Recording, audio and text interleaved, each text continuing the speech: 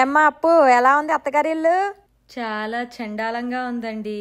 ఇక్కడ అందరూ ఒకళ్ళని మించిన ఒకళ్ళ ఐటంలా ఉన్నారు. జూలో ఉండాల్సిన వాళ్ళందరూ ఈ ఇంట్లోనే ఉన్నారు. అస్సలు నచ్చట్లేదు. కోడలు రాగానే ఇల్లంతా మారిపోయింది. కొత్త కాళ్ళొచ్చింది ఇంటికి. రాక చస్తుందా?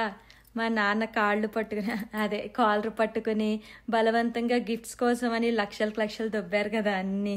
కోడలి పిల్ల, ఇప్పటి నుంచి నేనే నీకు అమ్మని. చీ, మా అమ్మ మీలా గయ్యాలది కాదు అత్తయ్య. పైగా నేనంటే చాలా ఇష్టం.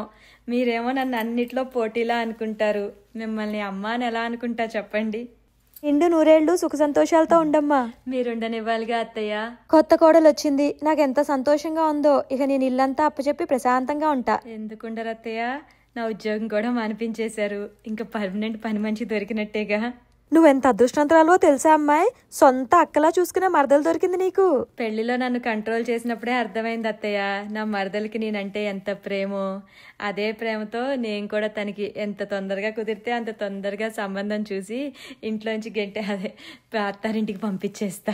సంవత్సరం తిరిగేలో పన్నెండు బిడ్డను మా చేతిలో పెట్టాలి. ఈ మాట ఇంకా ఎవరు అనలేదేంటా అనుకుంటున్నా అనేశారు. అంటే నాకు కొంచెం సిగ్గెక్కువ. ఇంతమంది ఉన్నప్పుడు అంటే కష్టం. మీరు వెళ్ళిపోతే మేము తలుపులు వేసుకుని అదే పనిలో ఉంటాం.